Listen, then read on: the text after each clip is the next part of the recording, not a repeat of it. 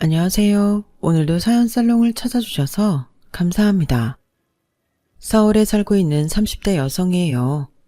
흔히들 안 좋은 남자랑 헤어진 뒤 더 좋은 남자를 만나는 상황을 두고 똥차 보내고 벤츠 탄다고 하잖아요. 그런 의미에서 저는 벤츠를 타게 된 파혼녀인 셈이에요. 그래도 한때는 결혼까지 꿈꿨던 사람이라서 어지간하면 좋게 끝내고 싶었는데 끝까지 선을 넘는 모습을 보고 이렇게 사연을 보내게 되었네요.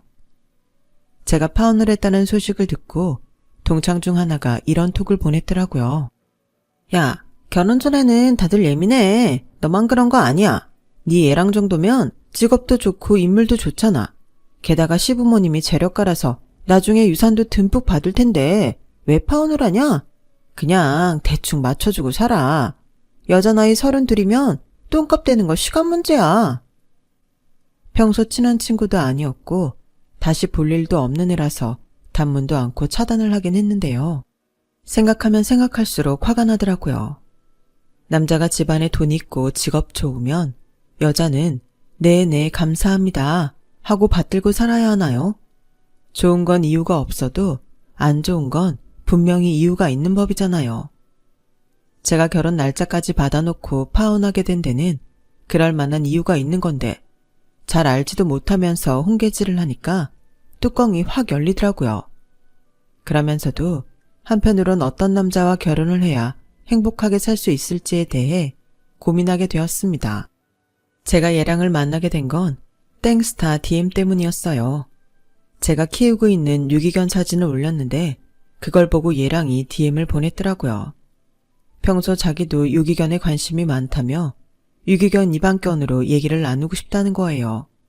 그래서 얘랑의 땡스타 계정을 타고 도대체 어떤 인맥으로 나한테 왔을까 알아봤더니 제 친구 남편의 군대 동기더라고요. 친구를 통해 얘랑에 대해 알아본 결과 꽤 괜찮은 사람 같아서 DM에 답을 하게 됐고 그걸 계기로 직접 만나게 되었어요. 사실 큰 기대는 하지 않았는데 직접 만나보니 완전 호감형이더라고요. 저랑 관심사도 비슷하고 무엇보다 개를 좋아한다는 공통점이 있어서 금방 친해지게 되었죠. 그러다 유기견 봉사활동도 같이 다니게 되고 얘랑의 유기견 입양을 돕는 과정에서 많이 가까워져서 결국 사귀게 되었어요. 대기업 입사시험에도 합격했지만 상대적으로 자기 시간을 더 누릴 수 있는 공기업을 선택했던 얘랑은 축구, 농구도 잘하고 웨이크보드도 수준급일 만큼 만능 스포츠맨이었어요. 활동적인 성격만큼 주변에 친구도 많고 어디를 가든 환영받는 사람이었죠. 이전에 사귀던 남자친구는 인간관계에 폐쇄적인 사람이어서 제가 사람들 만나는 거에 견제를 받았던 터라 그와는 다른 얘랑의 모습에 더 호감이 갔던 것 같아요. 그래서 정말 짧은 기간에 푹 빠져버리게 되었죠. 연애를 한 3년 동안 단 한 번도 싸운 적이 없을 정도로 우리는 잘 맞았어요. 연애 중에 제가 1년 정도 해외 지사에 나가게 된 적이 있었는데 그때조차 얘랑은 저를 안심시켜 주었어요. 당연히 가야지. 자기한테 얼마나 좋은 기회인데. 1년? 길다고 보면 긴 시간이지만 막상 바쁘게 일하다 보면 금세 지나. 여자들은 군대 간 남자친구도 기다리는데 내가 널 고작 1년을 못 기다리겠어. 주말에 월차 껴서 내가 너 보러 가도 되고 여름 휴가 받아서 갈 테니까 너무 걱정 마. 그치만 나랑 떨어져 있는 동안 자기 마음이 변하면 어떡해. 눈에서 멀어진다고 마음에서도 멀어질 정도의 남자라면 끝내는 게 낫지 않겠어? 난 그런 놈 아니니까 걱정 붙들어 매. 처음엔 그래도 혹시나 하는 마음이 있었던 것도 사실이지만 한결같은 얘랑의 태도를 보면서 안심할 수 있었어요. 제가 홍콩 지사에 있는 동안 얘랑은 약속대로 주말을 끼고 월차를 받아오기도 하고 제 생일 때는 바쁜 시간을 쪼개 무박 2일로 다녀가기도 했어요. 그때 내심 이 남자랑 결혼해도 되겠다는 생각을 하게 됐던 것 같아요. 왜 그렇잖아요. 연애는 나를 즐겁게 해주는 사람이랑 하고 결혼은 나를 안심시켜주는 사람이랑 하라고요. 그런 면에서 얘랑은 결혼 상대에 가까운 남자였어요. 물론 함께하는 시간도 즐거웠지만요. 3년간 연애를 한 우리는 슬슬 결혼을 생각하게 되었어요. 얘랑도 저도 홍기가 찬 나이였으니까요. 이번 주말에 우리 집에 갈래? 우리 부모님이 널 보고 싶어 하셔. 그 말의 의미가 뭔지는 단박에 알아차릴 수가 있었어요. 그래서 나름 마음의 준비를 하고 따라 나섰죠. 얘랑의 아버지는 꽤 규모 있는 회사의 부사장이었는데 정년퇴직을 앞두고 계셨어요. 오랜 회사 생활을 해서 그런가 사람을 대하는 데 있어 굉장히 능숙한 면이 있는 분이셨어요. 얘랑과 눈매가 비슷해서인지 처음 뵙는 자리인데도 왠지 낯설지 않았죠. 얘랑의 어머니는 모 여대 가정학과를 졸업하신 분인데 그래서 그런가 꽤 가정적인 분이었어요. 있는 집에서 자라 대학 졸업 후 바로 결혼을 하신 분이라서 사회생활 경험이 없는 분이셨죠. 집을 꾸미고 요리하고 자식 교육만 담당해 오신 분이라 대화를 나누는 내내 약간의 벽이 느껴지기는 했어요. 그런 건 여자가 할 일은 아니잖니? 라는 말을 입에 달고 사시는 분이었거든요. 정치나 경제에는 문외한이라서 그 방면 얘기를 하는 걸 꺼려 하시는 것 같기도 했어요. 그날 식사를 마치고 차를 마시면서 아버님이 저희 회사에서 담당하는 업무 관련 얘기를 꺼내셨는데 저를 비롯해 아버님과 얘랑이 진지하게 대화를 나누자 어머님이 중간에 대화를 끊으시더라고요. 여보, 그런 얘기는 회사에 가서 하세요. 정화 씨가 불편해하잖아요. 괜찮습니다. 제 업무에 관한 얘기라 불편하지 않습니다. 그랬더니 어머님 얼굴에 참기운이 확 도는 거예요. 그래요? 솔직히 난 여자의 행복은 밖에서 찾는 게 아니라 가정 안에서 찾는 거라고 생각하는 사람이라 내 며느리도 그런 사람이길 바랬어요. 남자가 밖에서 큰일을 하려면 아내가 집에서 내조를 잘 해야 한다고 생각하거든요. 그런 면에서 정화 씨는 결혼이랑은 좀 먼 사람 같네요. 아니, 그렇다고 내가 이 결혼을 반대한다는 건 아니고 다만 엄마 된 입장에서 내 아들 걱정은 안 할 수 없다는 얘기죠 뭐. 집에서 살림이나 하는 아줌마의 입장이 그렇다는 거니까 흘려 들으세요. 말로는 별것 아닌 것처럼 얘기하셨지만 자리가 자리인 만큼 제가 어떻게 그 말을 흘려들을 수 있겠어요. 그래서 인사를 마치고 집으로 돌아가는 차 안에서 얘랑한테 물었어요. 자기야, 결혼하면 나 회사 관둬야 하는 거야? 무슨 소리야. 어렵게 들어간 회사를 왜 그만둬? 남들은 못 들어가서 안 다닌 회사인데. 그치? 휴, 안심이다. 난 아까 자기 어머니 얘기 들으면서 혹시 내가 살림만 하길 바라시는 건 아닌지 걱정이 됐거든. 근데 자기 말 들으니까 안심된다. 괜한 기우였구나 생각하던 그때 얘랑이 뜻밖의 말을 꺼냈어요. 물론 내 입장에선 자기가 집에서 살림만 하면 좋긴 하지. 아무래도 가정이 안정이 돼야 내가 밖에서 일하기도 편하긴 하니까. 내가 공기업을 택한 이유도 내 라이프 스타일 때문이잖아. 돈도 돈이지만 난 좀 여유롭게 인생을 즐기면서 살고 싶거든. 물론 월급이나 성과급을 생각하면 대기업이 낫긴 하지. 근데 돈 주는 만큼 엄청 부려먹는 것도 사실이잖아. 난 결혼해도 지금처럼 여행도 자주 하고 여가 활동도 마음껏 하고 싶어. 난 자기도 그랬으면 좋겠는데 지금 다니는 회사 업무가 좀 과하긴 하지? 야근도 많고 주말에도 업무 연락 때문에 휴대폰을 들고 사는 실정이니까 그게 좀 마음에 걸리긴 해. 이건 일을 하라는 건지 말라는 건지 애매하더라고요. 그래서 직장 동료한테 조언을 구했더니 단박에 그러더군요.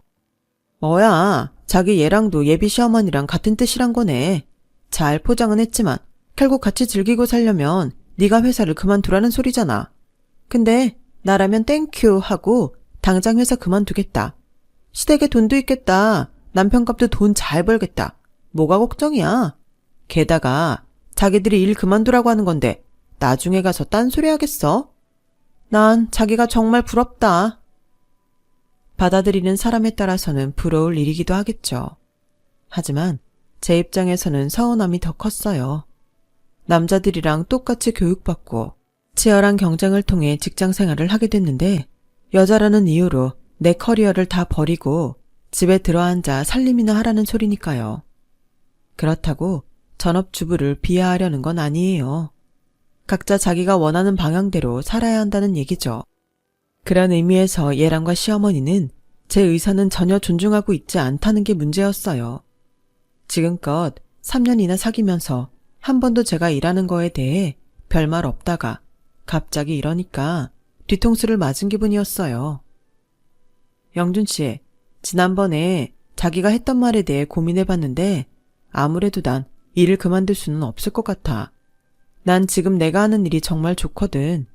그래서 말인데 혹시 내가 계속 일하는 문제가 마음에 걸린다면 지금이라도 이 결혼 다시 생각하는 게 좋을 것 같아.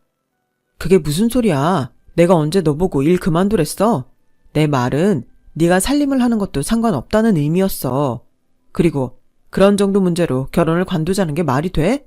너한테 내가 그 정도밖에 안 되는 사람이었냐? 아니, 내 말은 그런 뜻이 아니라 영준 씨 뜻이 그런 게 아니라면 미안해. 내가 곡해했나 봐. 참 이상하죠? 얘랑과 얘기를 하다 보니 왠지 제가 나쁜 년이 되는 것 같았어요. 그래서 제가 먼저 사과를 하고 화해를 했어요. 하지만 찜찜한 마음은 내내 지울 수가 없었죠. 저희 부모님한테도 결혼 승낙을 받은 우리는 본격적으로 결혼 준비를 시작했어요. 예비시댁에서 올해 안에 결혼식을 올리길 바라셔서 일정이 빠듯했어요. 그래서 결혼식을 내년에 하자고 부탁을 드려봤지만 어머님은 완강히 버티셨어요. 기왕 하기로 한 거 해넘길 필요 있겠니? 니들 나이가 적은 것도 아니고. 어머님, 그래도 기왕이면 내년 봄에 하는 게 낫지 않을까요? 겨울에 하는 것보다는 그게 나을 것 같은데요. 지금 당장 준비를 해도 예식장 잡는 것도 그렇고 연말엔 업무가 많아서 결혼 휴가 내는 것도 눈치가 보여서요. 그러니까 이참에 회사 그만두면 되잖니. 넌 내 말을 귓등으로 흘린 거니? 네 회사 일 때문에 결혼식을 미루자는 게 말이 되는 소리냐고? 괜히 불똥이 저한테 떨어지는 것 같아서 할 수 없이 어머님 뜻을 받아들였어요. 그리곤 N년차 직장인의 노하우를 발휘해 결혼 준비를 시작했어요. 결혼 예산을 잡고 미리 예약하는 항목과 천천히 준비해도 되는 항목을 나눠 스케줄표를 짰어요. 혹시나 차질이 생길 걸 대비해 플랜 B도 미리 대비해 두었죠. 마치 회사 업무처럼 기획서를 만들고 엑셀 파일도 작성했어요. 1년에 한 번뿐인 결혼을 이렇게 업무의 연장처럼 진행하게 될 줄은 몰랐지만 어쨌든 어떻게 가든 서울로만 가면 된다는 일념으로 달려들었죠. 그렇게 직장 업무와 더불어 결혼 준비까지 하느라 정신없이 지내던 어느 날 엄마한테 전화가 왔어요. 내가 너한테 이런 얘기를 하는 것도 민망하다만 그래도 네가 알아야 할 것 같아서 전화했다. 어렵게 말을 꺼낸 엄마의 얘기를 들어보니 상견례를 마친 시점부터 시어머니가 종종 저희 엄마가 아는 수혜점에 찾아오셨는데 얼마 전엔 카탈로그를 들고 찾아와서는 각종 물건들을 강매했던 모양이었어요. 말로는 아는 지인이 파는 물건인데 물건이 너무 좋아서 그런다며 고가의 그릇 세트부터 저희 집에는 필요도 없는 인테리어 제품까지 수천만 원에 달하는 물건들을 떠넘기신 거였죠. 사부인, 어차피 애들 결혼할 때 혼수 챙겨주실 거 아니에요?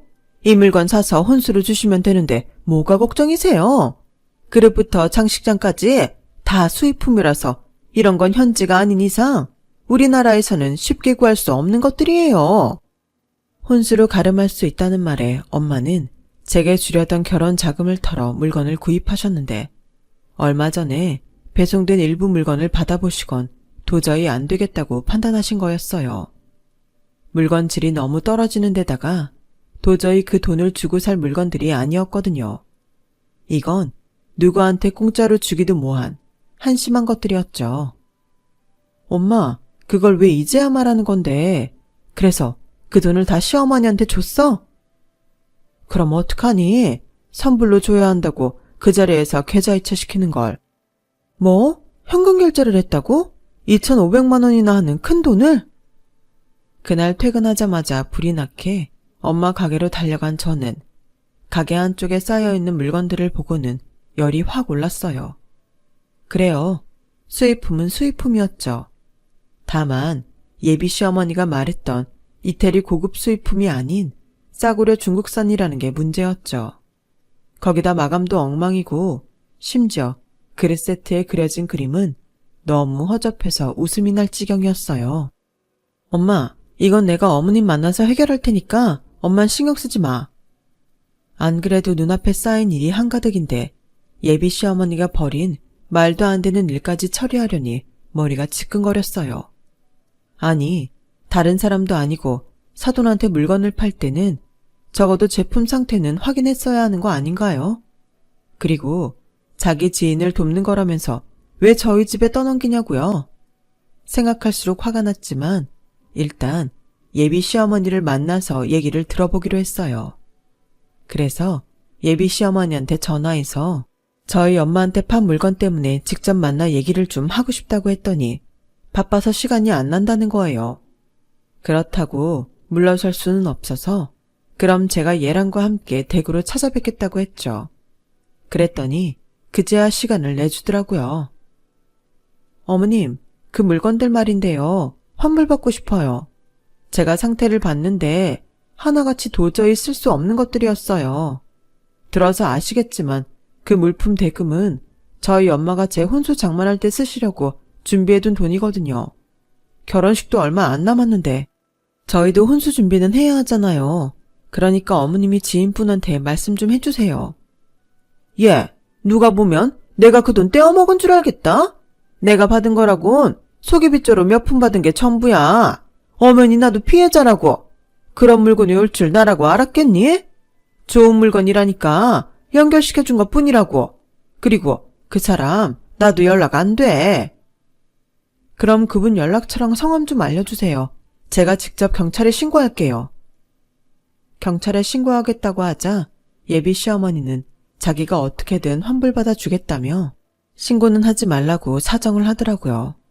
그리고 열흘쯤 지나 예비 시어머니가 저희 엄마 계좌로 돈을 보내주었어요. 너 이번 일은 우리 영준이한테 비밀로 해야 한다.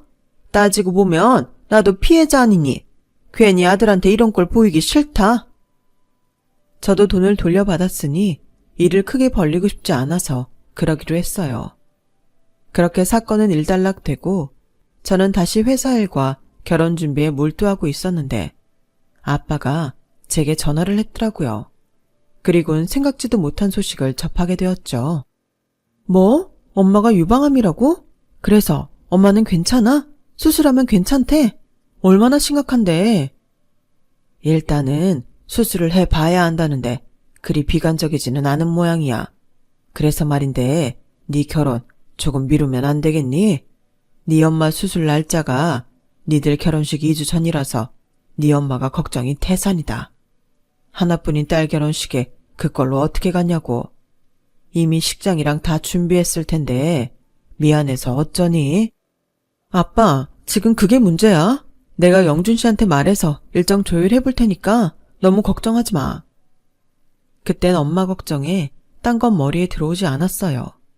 이렇게 된 거 차라리 내년 봄에 하면 되겠다는 아니란 생각도 했었던 것 같네요.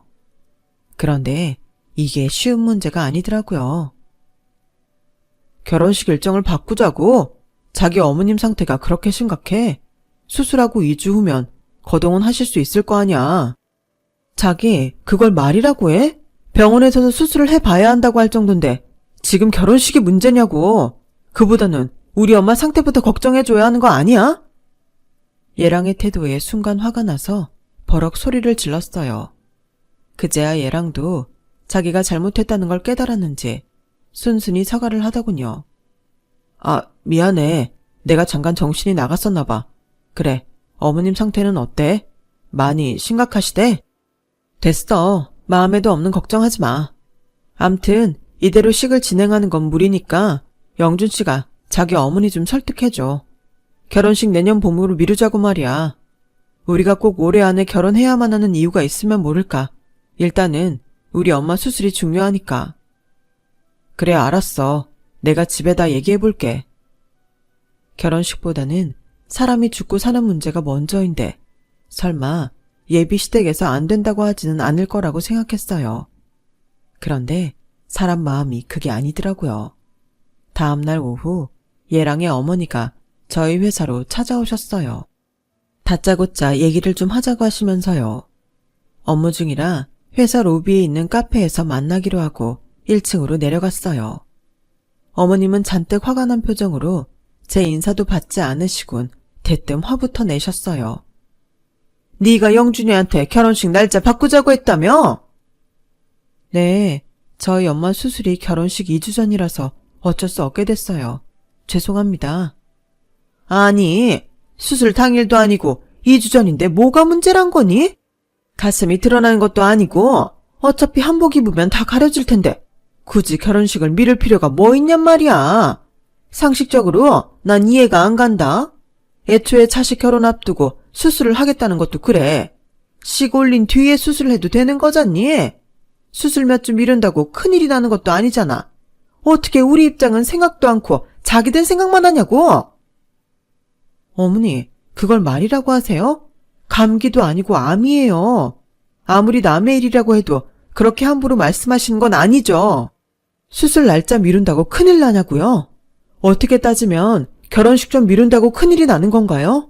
도대체 왜 그렇게 결혼식 날짜에 집착하시는 건데요? 다른 것도 아니고 내 엄마가 암에 걸렸다는데도 대수롭지 않게 말하는 예비 시어머니한테 잔뜩 화가 난 저는 이성을 잃고 소리쳤어요. 카페에 있던 손님들 시선이 우리 테이블로 쏠려 있다는 걸 생각도 못할 만큼 화가 나 있던 저는 조금씩 이성을 찾아갔어요. 혹시 저희가 올해 안에 꼭 결혼식을 올려야 하는 이유라도 있는 건가요? 그런 거면 말씀해 주세요. 예비 시어머니는 입술을 깨문 채 표독스럽게 저를 노려보다가 더는 안 되겠는지 툭 털어놓았어요. 우리 바깥 양반, 내년 1월에 퇴직한다. 처음엔 그래서 어쩌라는 건가 싶어 예비 시어머니 입만 뚫어지게 쳐다봤어요. 이어질 말이 궁금했거든요. 그러다 문득 설마 축의금 때문에 그러는 건 아니겠지? 하는 생각을 했는데 아니나 다를까. 퇴직하기 전에 식을 올려야 사람들이 올 거 아니니? 너라면 이미 퇴직한 직장 상사 자식 혼사에 찾아가겠니? 너는 똑똑하다는 애가 어쩜 그렇게 상황 파악이 안 돼? 설마가 사람 잡는다고 이건 아무리 이해하려고 해도 도저히 이해할 수가 없었어요. 고작 그따위 돈 몇 푼 더 받아들이자고 이 난리를 피우신 거예요? 정말 대단하시네요. 있는 사람들이 더 한다더니 정말 대단하십니다. 평소에 돈 많다고 그렇게 자랑하시더니 고작 돈 몇 푼에 인간 이하의 행동까지 서슴지 않으시고. 뭐? 너 지금 말 다 했니? 가진 것도 없는 주제에 언감생심 내 아들 노리는 것도 꼴 같지 않았는데 네가 아주 바닥을 보이는구나. 네가 이러고도 이 결혼 할 수 있을 것 같니? 어림도 없어. 이젠 네가 손이 발이 되게 빌어도 내가 이 결혼 막을 거니까. 별 그지 같은 게 다 사람 신경 긁고 있어. 예비 시어머니는 얼굴이 시뻘개지도록 화를 내고는 자리를 박차고 나갔어요. 사무실로 돌아와 자리에 앉자 그제야 현타가 오더라고요. 애초에 잘못 끼워진 단추를 어떻게든 만회해 보겠다고 노력했지만 결국 이런 결말을 맞게 되는구나 생각하니 그간 기울인 노력이 너무 아깝고 진작 끝내지 못한 채 미련함에 화가 났어요. 그래도 어떻게든 업무에 집중하려고 노력했는데 퇴근 시간에 맞춰 예랑한테 전화가 왔더라고요. 회사 앞이야. 나와. 잔뜩 화가 난 목소리로 전화를 끊는 걸 봐서는 자기 엄마한테 낮에 있었던 일을 전해들은 모양이었어요. 차라리 잘 됐다 생각했죠. 입 아프게 떠들 필요가 없어졌으니까요. 그런데 사람은 이기적인 동물이라더니 그 말을 실감하게 되더라고요. 뭐? 자기 엄마가 그래? 내가 결혼식 날짜 안 바꿔주면 파혼하겠다고 성질을 냈다고? 와, 사람 정말 미치게 하시네. 내가 화를 낸 건 사실이야. 우리 엄마 수술보다 축의금 걷어들이는 게 더 중요하다고. 결혼식 연기 못한다고 하시는데 어떻게 화를 안 내? 그리고 파혼 얘기 꺼낸 건 내가 아니라 당신 엄마라고. 제가 자초지종을 설명하자 얘랑은 믿기지 않는다는 표정으로 말했어요. 설마 돈 때문에 우리 엄마가 결혼식 못 미루겠다고 하는 거야? 말도 안 돼. 너도 알잖아. 우리 부모님 돈이라면 차고 넘치게 가진 분이라는 거. 그보다 혹시 네가 우리 엄마한테 뭐 잘못한 게 있는 건 아니고? 그러지 않고서야 우리 엄마가 이런 일에 고집을 부리실 이유가 없잖아. 남자들은 자기 부모를 정말 모르는 모양이에요. 그래서 일전에 있었던 물건 강매 일들까지 죄다 말해주었어요. 자기 엄마가 얼마나 돈에 벌벌 떠는 사람인지 좀 알라는 의도였죠.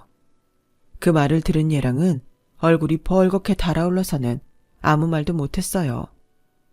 그리고 일이 이렇게 된 이상 우리 결혼은 힘들 것 같아. 나도 우리 부모님도 이번 일로 자기랑 자기 부모님한테 많이 실망했거든. 아마 모르긴 해도 자기 어머니도 날 며느리로 드리고 싶지 않으실 거야. 그러니 영준 씨한테 그런 거짓말까지 하셨겠지. 그러니까 이쯤에서 정리하자. 미리 예약한 것들은 내가 취소할게. 예약금 걸어놓은 건 내가 자기 계좌로 붙여줄게. 얘랑은 이렇게 끝낼 수 없다고 끝까지 저를 붙잡았지만 이미 마음이 떠난 이상 저도 물러설 수만은 없었어요.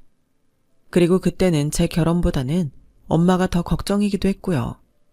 그렇게 파혼을 하고 엄마 수술을 앞둔 어느 날, 주말이라 제가 엄마 병실에 붙어 있었는데 누가 복도에서 고래고래 소리를 치는 소리가 들리더라고요. 나가보니 예비 시어머니였어요. 예비 시어머니는 저를 보자마자 달려와서는 제 머리채를 잡곤 욕설을 퍼부었어요. 이년아, 너 때문에 생떼 같은 내 아들 다 죽게 생겼다. 이제 어쩔 거냐? 이거 놓으세요. 제가 뭘 잘못했다고 이러는 거예요? 저는 예비 시어머니 손을 뿌리치며 말했어요. 몰라서 묻냐? 네가 내 아들 꼬셔서 정신 못 차리게 해놓고 날 아주 돈에 미쳐서 아들 혼자 말아먹은 애미로 만들어선 파혼했잖아. 그게 제 탓인가요? 어머님이 돈 욕심에 아들 결혼 파토 낸 건 사실이잖아요. 아버님 퇴직 전에 축의금 걷어들여야 한다고 저희 엄마 암 수술 날짜까지 바꾸라고 말도 안 되는 고집 부렸던 거 기억 안 나요? 그뿐인가요? 어머님이 도박으로 날린 돈 메우려고 저희 집에 싸구려 물건 강매했던 것도 사실이잖아요. 어머님이 나서서 아들 혼자 망치고 우리 사이 끝내놓으신 것도 모자라 이 난리까지 피우세요. 한때 시어머니를 모실 뻔한 분이라 어지간하면 참아드리려고 했는데 저도 더는 안 되겠네요. 당장 사과하지 않으면 폭행으로 고소할 거예요. 뭐라고? 나보고 사과를 하라고? 웃기지 마라 이년아. 사과는 네가 해야지. 당장 가서 내 아들한테 사과해라 이년아. 예비 시어머니는 악착같이 손을 뻗어 제 머리채를 다시 잡으려고 했어요. 그런데 그때였어요. 저희 엄마랑 같은 병실을 쓰시는 환자분 아들이 달려와 저한테서 예비 시어머니를 떼어냈어요.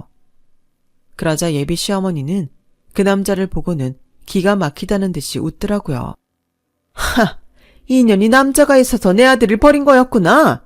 지 엄마 암 걸렸다고 결혼 날짜 미루자더니 남자가 생겨서 저울질 하라던 거였어. 너 인연 오늘 내 손에 한번 죽어봐라. 예비 시어머니는 눈이 뒤집혀서 제 뺨을 치려고 손을 뻗었는데 그 과정에 환자분 아들이 대신 맞게 되었어요. 그 과정에 예비 시어머니 손톱에 걸려 얼굴에 상처가 나고 말았죠. 상황이 이쯤 되자 저도 더는 참을 수가 없어서 경찰에 신고를 했어요. 그랬더니 더 길길이 날뛰더라고요. 그러자 환자분 아들이 나서서 한마디 했어요. 이보세요 아주머니. 지금 여기서 하신 행동 본인이 직접 책임져야 할 겁니다. 병원 CCTV도 있고 저도 증인이 될 테니 나중에 딴소리하지 말란 얘기입니다. 그리고 환자분 따님 혹시 제 도움이 필요하면 연락 주세요. 남자는 제게 명함을 건네주었어요. 명함을 보니 유명 로펌에 소속된 변호사더라고요. 그 일이 있고 얼마 뒤 저는 환자분 아들인 변호사의 도움을 받아 예비 시어머니 앞으로 접근 금지 신청을 했어요. 그리고 예랑을 통해 앞으로 이런 일이 재발하지 않도록 하겠다는 약속을 받았어요. 예비 시아버지께서는 당신 아내 때문에 파혼을 하게 된 점과 이번 일에 대해 사과하시면서 약간의 위자료를 건네셨어요. 몇 번이나 거절을 했지만 극구 받아달라고 고개를 숙이셔서 받아들이게 되었죠. 얼마 뒤 엄마는 수술을 받으셨고 수술 결과가 좋아서 현재는 퇴원해 재활운동을 시작하셨어요.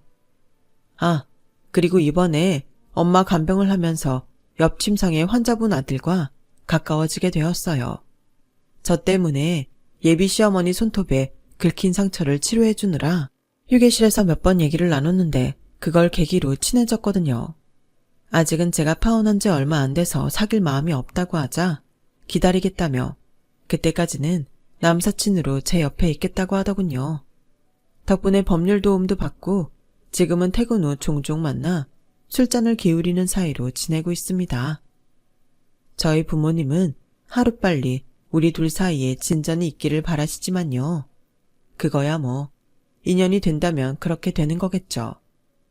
한 번의 뼈아픈 실패가 있었기 때문에 이번에는 조금 더 조심스럽게 시작하고 싶네요. 지금까지 제 이야기 들어주셔서 감사합니다. 항상 건강하시고 평안하세요. 여러분, 사연 댓글에 응원과 현명한 조언 부탁드려요. 좋아요와 구독은 저에게 큰 힘이 됩니다. 오늘도 좋은 일 가득하세요.